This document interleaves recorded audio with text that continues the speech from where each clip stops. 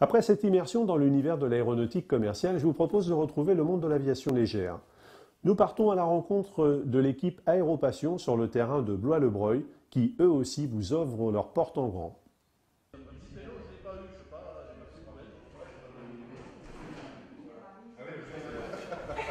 Attends, il a fait des bouts de bois exprès pour toi quand même. Ouais, j'ai fait exprès hier.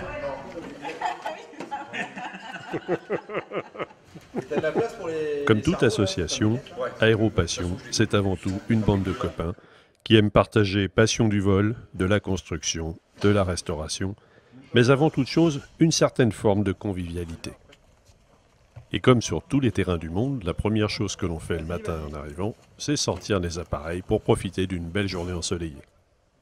Le premier d'entre eux est le magnifique Zlin 526, restauré par Jacques Habert, son propriétaire. Qu'est-ce qu'il fait, Franck, là?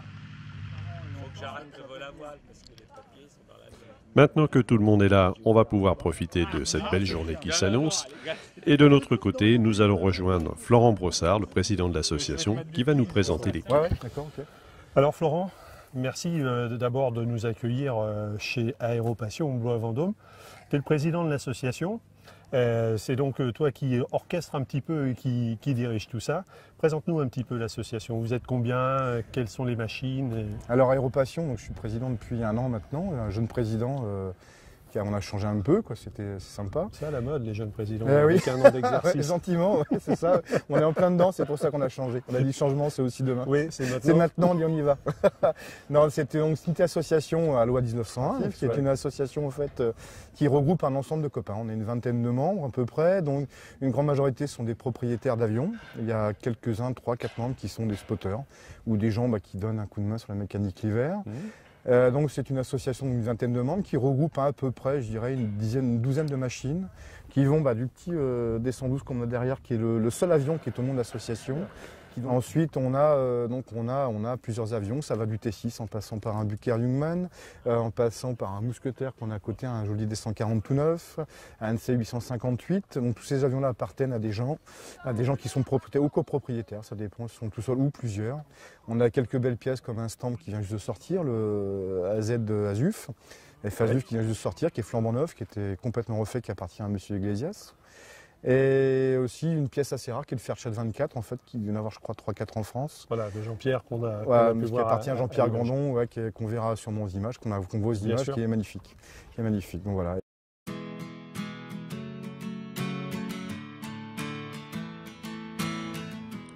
Alors, surtout, ne demandez pas à cette équipe de compter les marguerites au sol.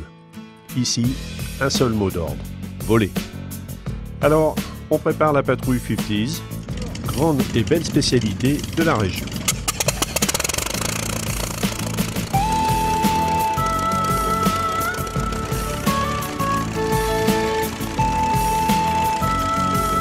Et pour vous faire profiter du spectacle, nous avons glissé quelques caméras à l'intérieur des appareils.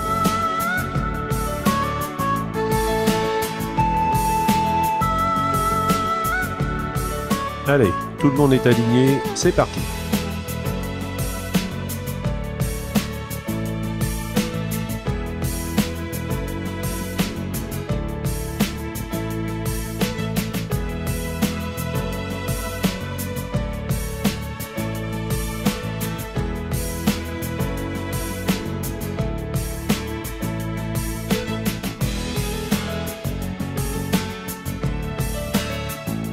Et voilà une première mise en bouche qui est faite.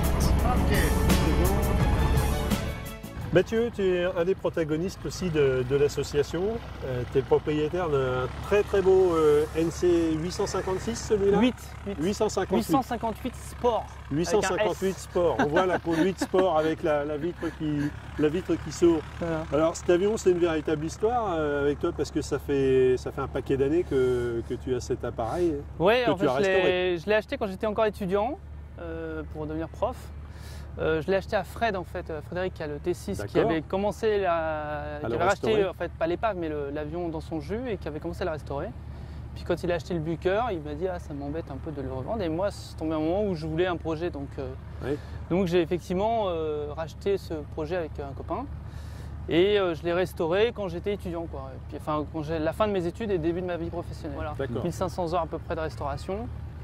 puis budget, en gros, tout compris avec l'achat de la place de hangar, etc. 18 000 €. Oui. Voilà. Bon. Donc mais étalé, donc ça allait. Comme quoi on peut faire de l'aviation de collection, de l'aviation passion, sans pour autant se ruiner. Ouais, ça va, c'est pas un avion, c'est pas parmi les moins chers. Je pense que actuellement, on va laisser passer Il y a notre ami Jacques Habert qui rentre avec son super Buzzline. Voilà, on entend bien le Walter. Exactement. Bon, la restauration, on a fait comme on fait toujours ici, c'est-à-dire on dépiote tout, on rénove tout. Donc il est comme neuf quasiment. Et l'entretien est très sommaire, enfin, c'est des trucs classiques, un peu de graissage de temps en temps. Il faut gonfler de temps en temps les amortisseurs, c'est tout. Il n'y a vraiment rien de plus, donc c'est très opérationnel pour voler le week-end. Ouais, ça vole tout seul, c'est un avion très facile. Et puis il a ce qui est extraordinaire, c'est une superbe visibilité. On a 360 degrés de visibilité sur le Strado, ce qui est rare sur un avion. Médiane. Voilà. Ouais. Et voilà, un petit avion sympa, qui va pas très vite, mais avion passion. Voilà, qui vole de manière assez économique. Bien évidemment, tout le monde casse-croûte sur place. Alors on s'affaire autour du buffet, où on retrouve un moment de complicité, de convivialité et où l'humour n'est jamais très loin. Tu l'as pas vu?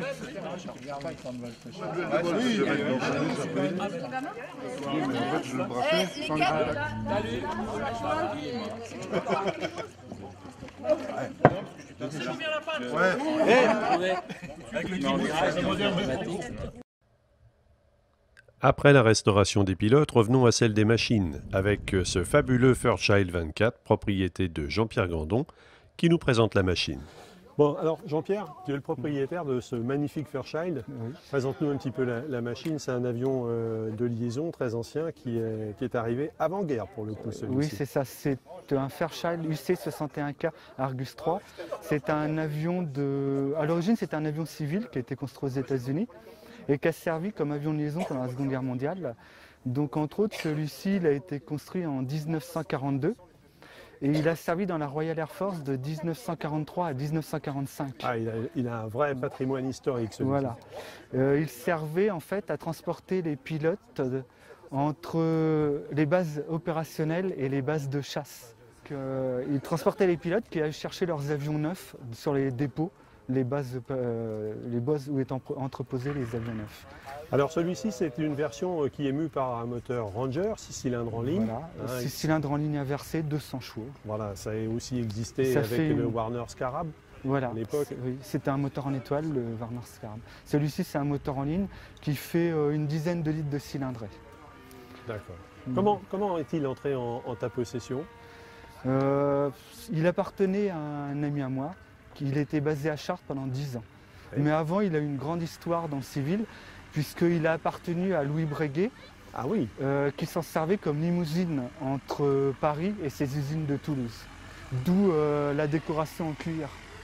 C'est de là que ça date. D'accord. Ensuite, à Toussus-Noble, il était dans une entreprise de travail aérien. Il faisait de la photo, des baptêmes, etc. Et il a été racheté par Jean Salis à la Ferté-Alais, qui l'a restauré dans ces couleurs-là. Alors en fait, ce n'est pas les couleurs d'origine. À l'époque, le dessous devait être jaune, à l'époque dans la Royal Air Force. Comme les avions. Mais Jean Salis l'avait peint de manière à ressembler au Western Lysander et tourné dans des films, puisqu'il a tourné dans la 7e compagnie au clair de lune. Voilà, c'est ça. On l'a vu récemment passer à la télévision. Voilà. Bon. Alors c'est un appareil évidemment chargé de plein d'histoires. Oui. Tu fais combien d'heures avec à peu près par an? Je fais entre 15 et 20 heures par an. Bon. Je ne vole pas énormément avec parce que ça demande beaucoup d'entretien. On dit 1 heure de vol, 3 heures d'entretien. Oui, c'est à peu près le ratio, mais pour les machines anciennes, c'est à peu près le topo à chaque fois. Hein. Oui, c'est vraiment... Il faut vraiment être passionné. C'est pas un avion, on rentre dedans, on met le contact, on part, c'est pas ça. Voilà, on va pas faire un quart d'heure de plaisir. Auparavant, on prend le temps de mettre tout d'équerre. Donc nous, on fait beaucoup de meetings aériens, fly-in, etc. pour nous aider un peu. Mais c'est pas l'avion avec lequel on fait les baptêmes de l'air au-dessus du château de la Loire. Bien sûr. Autre machine superbe, le Zlin 526 de Jacques Habert. Jacques est une figure connue dans l'aviation de collection. Ancien président de la JBS, il a volé sur de très nombreux appareils anciens et il présente toujours le seul Curtiss P-40 inscrit sur le registre français.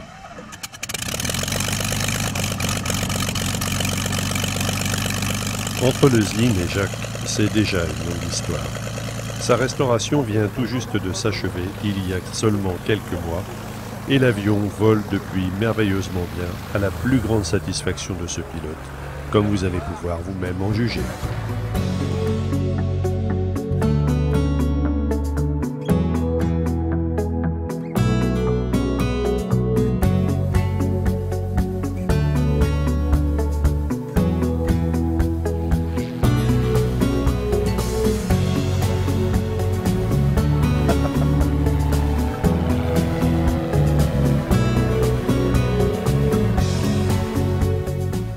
Alors Frédéric, ce T6, raconte-nous un petit peu son histoire, parce que, bon, tout le monde le sait, c'est le plus beau T6 du circuit aujourd'hui en France. C'est une machine absolument mythique. Raconte-nous un petit peu comment elle est arrivée entre tes mains.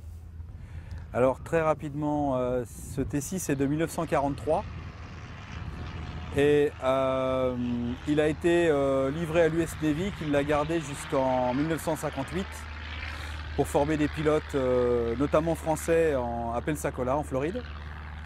Vendu à l'armée de l'air espagnole qui l'a équipé de mitrailleuses et roquettes et utilisé jusqu'en 1980. Il a été ensuite donné au musée de l'air de Madrid, qui l'a toujours maintenu en état, et qui l'a vendu en 1994 à un collectionneur privé à la Ferté-Alais. Et nous l'avons racheté avec mon ami Pascal en 2007 pour le remettre en état, et notamment avec sa décoration d'origine, celle-ci, qu'il avait entre 1945 et 1958. Quelles sont les caractéristiques du T6 en termes de pilotage? Pour tous les passionnés qui le regardent, c'est une machine mythique. Chacun se demande, est-ce que je saurais piloter cette machine? Alors le T6 évidemment a une réputation, c'est une machine qui a été construite à plus de 15 000 exemplaires, qui a formé beaucoup de pilotes, qui est une référence en termes de pilotage d'avions lourds, warbird, de guerre ou d'après-guerre. Il reste encore la référence. C'est une machine qui paraît tranquille, pépère comme ça, mais qui est très démonstrative. C'est pour ça que c'est encore une référence dans le milieu de l'avion de collection. Et il ne faut pas se fier aux apparences, c'est une machine qui peut devenir dangereuse si on ne respecte pas certains paramètres, notamment la vitesse.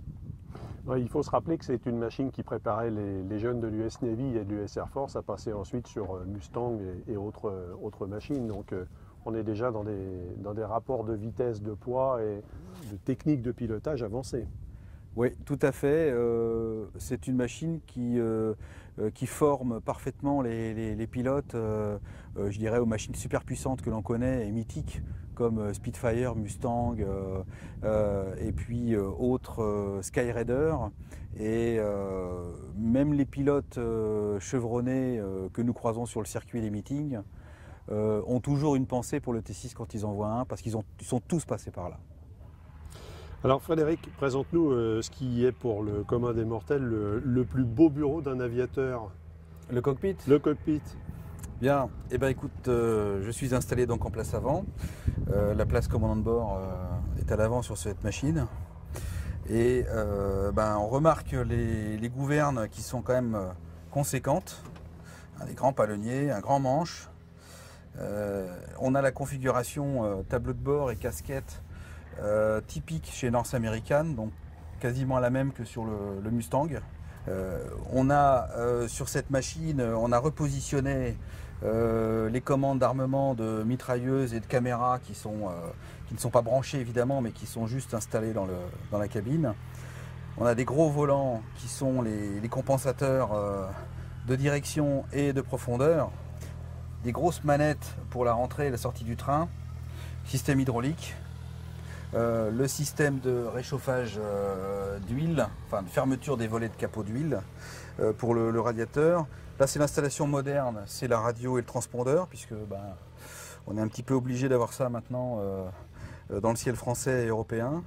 Bon, ça c'est le casque du pilote. Et puis le système de seringue, qui est une seringue d'injection, puisque nous injectons directement de l'essence dans les cylindres pour le démarrage. C'est vraiment une seringue. Le panneau d'instruments avec des instruments que l'on a sur des avions, même d'aéroclub ou autres, ça n'a pas changé.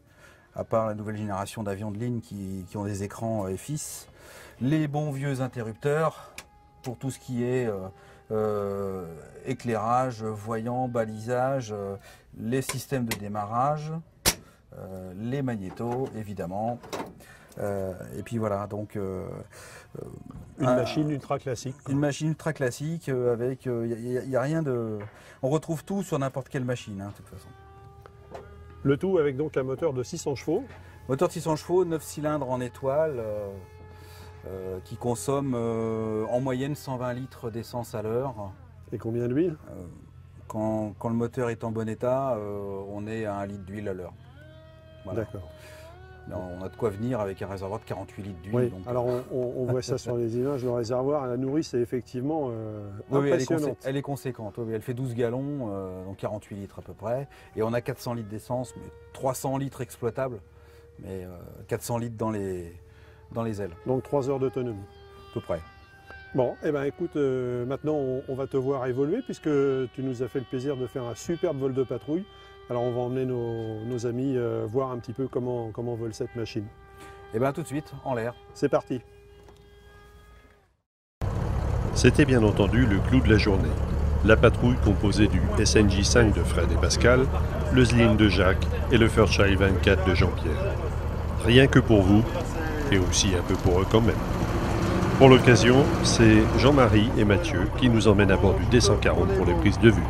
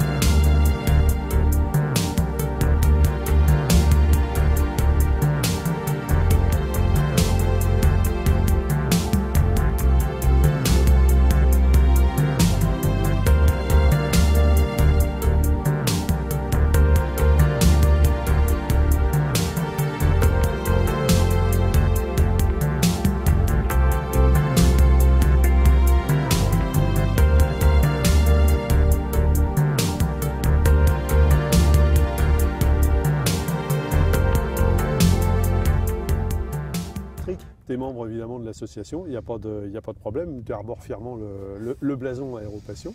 Spotter est secrétaire de l'association depuis quelques temps, oui. Voilà, alors Spotter, si je me souviens bien, c'est un petit rapport avec quand même la photographie, tout ça.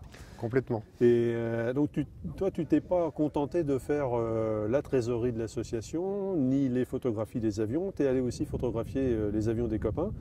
Et puis, pour finir, tu as fait des livres. Évidemment, oui. Alors parle-nous un petit peu de tout ça. Alors c'est en rencontrant en fait deux membres de l'association, Xavier et Étienne, qui sont pilotes de canard, donc de Rutan, un Rutan Variez et un Rutan Longuez, qui m'ont offert l'opportunité de faire mes premières photos RR en 2007, en novembre 2007. De fil en aiguille, j'ai pu faire d'autres photos RR. Et puis j'ai proposé l'idée de ce livre à mon éditeur, donc Marine Édition, pour un premier livre qui s'est appelé Fox Papa, donc les avions de construction amateur en images. Alors tu nous présentes ? Alors Fox Papa, c'est un livre qui veut rendre hommage justement à l'ingéniosité, à l'inventivité des personnes qu'on appelle des constructeurs amateurs, mais qu'il vaut mieux maintenant appeler constructeurs pilotes, puisqu'ils sont tous sauf amateurs, ils sont pilotes d'abord, et puis ce sont des gens vraiment qui sont hyper compétents dans leur domaine. Et donc c'est un livre en une centaine de pages, une cinquantaine de fiches, on va dire, qui présentent soit une famille d'avions, soit un constructeur, ou soit un modèle en particulier, et qui se veut assez représentatif de tout ce qui vole en Fox Papa en France, donc en avion de construction amateur.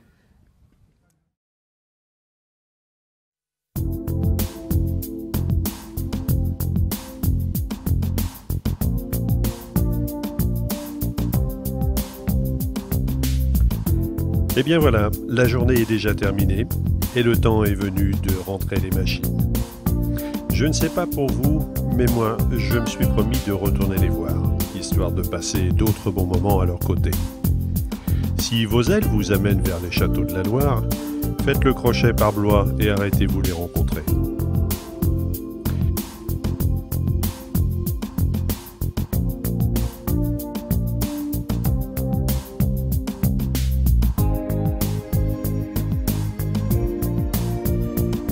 Comme pour faire durer encore un peu le plaisir, Florent repart pour un baptême.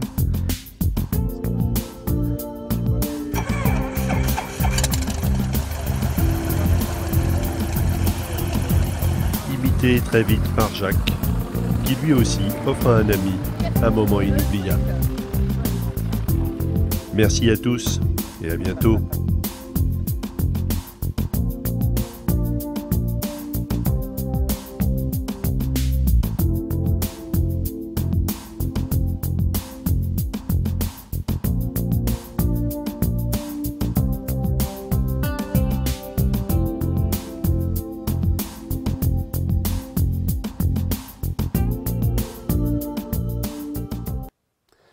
Dernier sujet de l'émission à présent, je vous emmène en Touraine faire la connaissance de Patrick Sigwald, qui avec son équipe redonne vie à des machines historiques souvent disparues. Un retour dans le passé de près d'un siècle qui nous fait redécouvrir les techniques et les appareils du début de l'aviation de 1900 à 1930. Patrick Sigwald, bonjour. Bonjour. Vous êtes quelqu'un d'atypique dans le métier de l'aviation de collection. Alors, parmi toutes les machines que vous avez restaurées, reconstruites, il y en a une dont vous vous êtes fait la spécialité sur un plan européen, si ce n'est mondial, c'est la reconstruction de Stamp. Notre spécialité, c'est tous les avions des années 10, 20, 30. Donc forcément, avions des années, depuis le début de l'aéronautique jusqu'aux années 30, sachant que nos périodes de prédilection, c'est plutôt les années 10, 20. 1930, c'est une période qui, vis-à-vis des collectionneurs, est assez prisée parce que ce sont des machines qui sont anciennes, mais qui restent utilisables facilement, je dirais, sans avoir toute une infrastructure. Un Stamp, par exemple, comme on parlait tout à l'heure, c'est un avion qu'on peut mettre en œuvre tout seul, contrairement à un SPAD ou un Sopwith, où il faut toute une équipe autour pour mettre les moteurs en route, etc. Quelles sont les principales difficultés que vous avez pu rencontrer? Parce que reconstruire un Stamp comme celui qui figure derrière vous, c'est quand même pas une mince affaire. Je veux dire, il y a le bois, mais il y a aussi toute la partie mécanique, les plans. Il y a tout un travail de recherche. Le Stamp, le Stamp, c'est un petit peu notre carte de visite maintenant, parce qu'à l'époque, on a été contacté par des clients qui voulaient qu'on leur refasse des fuselages et des ailes neuves. Et à l'époque, on a énormément investi pour refabriquer des marbres, pour fabriquer des supports, pour fabriquer des bâtis, pour fabriquer de quoi monter des nervures, des ailes, des longerons, des empennages, des dérives, etc. Donc on a fait un gros investissement du côté des outillages, ce qui nous permet au jour d'aujourd'hui de sortir n'importe quelle pièce en série, quoi. Oui, vous êtes capable de reconstruire l'appareil en entier. Exactement, c'est ce qui a fait un peu notre carte de visite. Grâce à ça, des Stamp, on peut en sortir. Alors, il faut le préciser pour nos amis qui nous regardent. On l'a dit tout à l'heure, c'est du zéro concession, c'est-à-dire toutes les machines qui sont fabriquées chez vous ou restaurées chez vous le sont dans le strict respect des chartes et cahiers des charges de l'époque. L'idée, c'est vraiment de refaire le N+1 de la série, c'est-à-dire qu'on fait l'avion qui serait sorti quand la chaîne s'est arrêtée. On refait vraiment. Donc, à part vraiment si l'avion avait un énorme défaut irrémédiable, auquel cas bon, on ferait peut-être une petite concession, mais en règle générale, la plupart des avions, on les refait avec leurs défauts et leurs qualités, puisque en fait les gens, ce qu'ils recherchent, c'est l'authenticité d'une machine et non pas une qualité de vol. S'ils veulent une qualité de vol, ils prennent un avion plus récent. Bien sûr, un avion moderne. C'est ça qui est intéressant, c'est essayer de se remettre dans la tête de l'ingénieur de l'époque. Et ça a un autre avantage aussi, c'est que le jour où il y a un blanc dans une construction, et il y a toujours le petit plan qui manque ou la petite information qui manque, à partir du moment où on est parti et qu'on a la mentalité de l'ingénieur d'époque, on sait combler le blanc comme l'aurait fait l'ingénieur en 1917 ou en 1920 quand tel et tel avion a été conçu. Les gens, quand ils veulent qu'on leur fasse une reproduction, et j'insiste sur le thème de reproduction et pas réplique. C'est bien, bien d'accord. Oui. Donc la reproduction, en règle générale, les gens, on leur demande au minimum d'arriver avec un moteur et si possible quelques équipements d'époque de l'avion. Plus on met de pièces d'origine sur l'avion et plus il aura de la valeur une fois terminé. Bien sûr. Donc tout tourne autour du moteur. Ça a été le cas des Sopwith. Quand on a eu l'opportunité d'avoir les moteurs, on a fait les Sopwith. Là, plus tard, on a l'intention de refaire des SPAD, c'est pareil. C'est l'obtention des moteurs qui lancera le projet SPAD. Le Blériot 11, c'est pareil. Le jour où on a obtenu le moteur, on a lancé le programme Blériot 11 pour refaire un Blériot 11 type circuit de l'Est. Quel est le profil type de votre clientèle aujourd'hui? Elle est française, mais elle est aussi étrangère, j'imagine. À 90-95% sont des étrangers. Oui, des collectionneurs qui font appel à vous pour l'authenticité des machines. Des gens qui veulent, des gens qui recherchent l'authenticité plus que le vol. En fait, après, il y a des gens qui veulent des vieux avions, mais pour pouvoir voler. On a des fois affaire à des gens qui ont l'impression qu'ils pourront avoir un SPAD 7 ou un Fokker triplan et voler comme ils volent avec le DR400 du coin. J'ai rien contre les DR400, bien sûr. Mais voilà, c'est une aviation qui est complètement différente. La plupart des collectionneurs qui font appel à nous, c'est des gens qui veulent vraiment une machine authentique, qui veulent peut-être que 10 fois par an avoir le plaisir de voler comme à l'époque. Et c'est des gens qui feront aucune concession parce qu'ils veulent vraiment l'avion d'époque.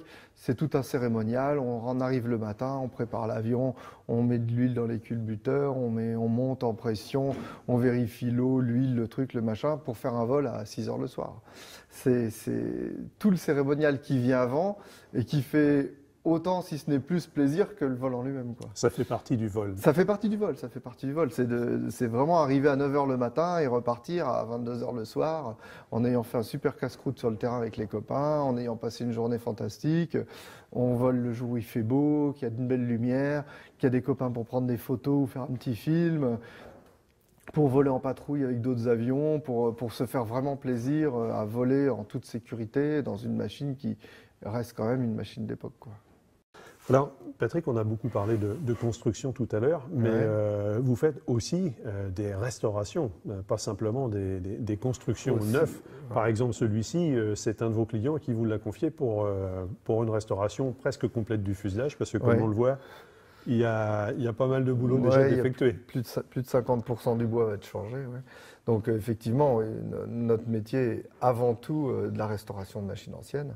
Donc là, effectivement, le Stamp, c'est un exemple typique, mais il y en a d'autres. Voilà, ce sont des machines qui ont déjà un certain vécu, qui, à l'époque, avaient été faites pour durer 1500 heures, et certaines ont 3000, 4000, 5000, voire 8000 heures. Donc, on est obligé de reprendre les structures. Et donc, du coup, d'où l'avantage d'avoir, comme on disait tout à l'heure, les marbres, les outillages, etc. Ça nous permet de fabriquer des pièces qui seraient plus difficile à faire si on les faisait qu'un seul exemplaire. Par exemple, les longerons là, que l'on change, les longerons inférieurs de fuselage, maintenant on a tous les outillages qui nous permettent de faire des longerons neufs d'un seul coup, donc c'est beaucoup plus facile pour nous de refaire ça. Mais effectivement, ça demande un certain travail. Là, on arrive à la limite, pour un avion comme celui-là, on change à peu près 50% du bois, on arrive à la limite de rentabilité, si on peut parler de rentabilité, parce que on ne peut pas parler de rentabilité pour un avion, mais on arrive à la limite entre fabriquer un fuselage neuf et garder un fuselage d'origine. Là, vraiment, les 50% de fuselage qu'on a gardé, c'est juste histoire de garder l'authenticité et dire qu'il y a encore un petit bout d'origine de l'avion qui est là-dedans, ce qui va lui donner de la valeur. Oui, parce que là, on est quand même sur des restaurations qui sont quand même très lourdes. On peut le voir à l'image et on le voit sur les plans de coupe. Vous avez refait non seulement les parties longerons supérieures, mais on voit également toute la triangulation avant. Voilà. Évidemment, le plancher est parti, donc il n'y a plus de cale, il n'y a plus rien. Et donc, tout ça est à refaire aussi. Exactement, donc le plancher sera refait neuf, la cloison pare-feu inférieure, supérieure sera refaite neuve, ainsi que les couples intermédiaires à l'intérieur qui seront refaits à neuf aussi. Tout ça parce que ce sont des avions qui ont été baignés dans l'huile, on va dire. Le moteur Renault, c'est un moteur qui aime bien tourner gras. Et donc, comme les avions n'ont pas toujours été entretenus comme ils le sont maintenant par des collectionneurs privés qui font attention de mettre un petit coup de chiffon à chaque fois et tout. À l'époque, quand les avions étaient dans l'armée ou quand ils ont été au SFA, on les lavait une fois par jour le soir et puis c'était terminé, quoi. Donc les bois ont bien été imprégnés avec de l'huile. Donc c'est pour ça d'ailleurs qu'on est obligé de changer une partie des panneaux, parce que tous ces panneaux-là sont toujours gorgés d'huile. Toute la partie avant. Voilà, et toute la partie inférieure aussi, pour se reprendre sur des parties qui sont plus saines, parce qu'on n'aurait jamais pu coller le longeron sur les contreplaqués d'origine qui étaient gorgés d'huile. Voilà.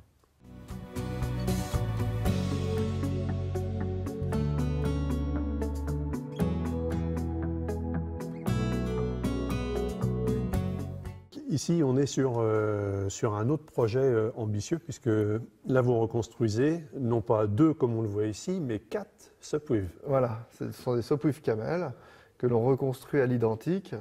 Au départ, on est parti avec un de nos clients, qui est plus un ami qu'un client d'ailleurs, qui voulait absolument un Sopwith Camel. Mais bon, il a fallu trouver le moteur d'abord pour lancer le truc. Et après, quand ça s'est su qu'on cherchait un moteur et qu'on allait commencer des Sopwith, d'autres collectionneurs se sont engouffrés dans la brèche. On dit, si vous en faites un, vous pouvez en faire 2. Si vous en faites 2, vous pouvez en faire 3. Si vous pouvez en faire 3, vous pouvez en faire 4. Donc du coup, on est parti sur 4 quand même. Enfin, 4 plus 1,5, puisqu'on fait des pièces. On a un ami qui est collectionneur aussi aux États-Unis, qui en fait un chez lui. Et quand on lance des fabrications de pièces comme les ferrures d'emplanture d'ailes ou les front plates qui tiennent le moteur et tout ça, on en fait faire une de plus pour lui. Comme ça, pour lui, ça lui évite de lancer toute une fabrication pour juste une seule pièce. Mais par contre, lui réalise son avion entièrement lui-même là-bas aux États-Unis. Là, il y a toute une étude déjà qui a été faite au départ. Donc, l'étude a duré à peu près 2 ans. On est parti des plans d'époque. Donc, on a retrouvé des microfilms en fait de 1916, des microfilms d'époque de Sopwith qui ont été entièrement numérisés, retravaillés. Il a fallu numériser une partie des pièces, il a fallu redessiner les marbres, il a fallu redessiner les plans, une partie. Il a fallu un peu réorganiser toute la synergie de la construction. Essayer de trouver les fournisseurs pour la corde à piano, les tendeurs, pour les vis, puisque à l'époque, ils utilisaient à la fois des vis métriques et des vis en British Standard, le 2 billet ou le 3 billet, comme ils appelaient ça à l'époque. Donc, il a fallu retrouver les fournisseurs pour ce type de visserie, pour les cordes à piano, pour le bois, pour tout ça. Et une fois qu'on a réuni tous les ingrédients qui permettent de monter la mayonnaise, hop, on a attaqué. Vous êtes parti. On est parti. Alors, ça c'est un sujet que moi je trouve passionnant et je crois qu'il intéressera aussi nos amis, c'est que lorsque vous avez besoin de refaire certaines pièces, vous faites bien évidemment appel à des sous-traitants. Vous avez aujourd'hui maintenant un certain nombre d'entreprises avec lesquelles vous collaborez régulièrement. Mais alors, vous ranimez pas simplement la flamme chez vous, vous ranimez la flamme également chez les autres, parce que j'imagine que pour eux aussi, il faut se replonger un petit peu dans l'histoire là pour revenir. Ah bah oui, souvent c'est un challenge parce que les sous-traitants actuels, bon déjà c'est pas facile à trouver parce qu'on demande que des petites quantités, donc la plupart des sous-traitants, quand on arrive avec une pièce comme ça, ils nous demandent combien on en veut de milliers, donc quand on leur en dit qu'on en veut 8 ou 10, c'est toute une aventure, mais c'est sympa aussi parce que des fois on a des fabricants qui nous disent mais attendez, votre pièce là elle est impossible à faire. On leur dit attendez, cette pièce là elle a été faite en 1916. Si les gars l'ont fait en 1916, nous on va savoir le faire. Ça les titille un peu. Ça les titille un peu et donc du coup ça réanime un peu tout ça. Mais c'est ça qui est intéressant aussi. Bon, chacun l'aura compris. Patrick et son équipe sont de véritables passionnés. Le haut degré d'authenticité des machines qu'ils restaurent ou reconstruisent les place dans le peloton de tête mondial des entreprises dédiées à la restauration d'aéronefs historiques. Avec cette philosophie, leur petite entreprise ne connaît pas la crise. Et c'est un paradoxe, à l'heure où chacun se bat pour la survie de sa boîte. Ici, à Orbigny, on a du pain sur la planche pour les 5 à 6 prochaines années. Alors, après les Stampes et les Sopwith, Patrick passera sans doute au SPAD, mais aussi au Potez 36, au Caudron C800, et à un oiseau unique au monde, l'Albert, qui date de 1910 et qui lui aussi revolera d'ici quelques années. On le voit, le travail sera long, mais cette équipe a déjà prouvé que rien ne lui était impossible. Pas même la reconstruction du Potez 25, qui pour l'heure tient dans 2 caisses d'1 mètre de côté chacune.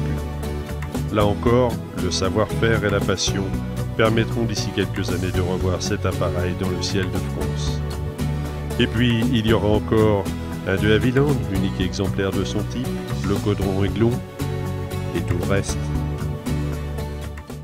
Avant de passer à votre métier qui est la construction ou la restauration, vous faites aussi un boulot d'historien. D'historien et d'archéologue.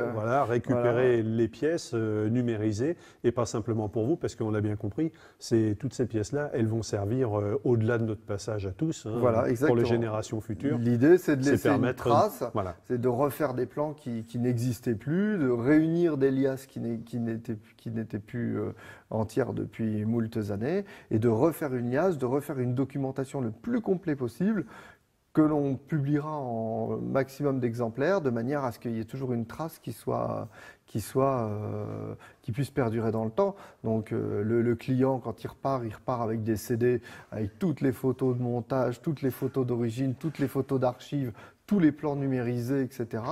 Même les plans numériques qui servent à découper des pièces au laser ou autres, tous ces plans-là, tout est inclus dedans, de manière à ce qu'on ait la documentation la plus complète possible.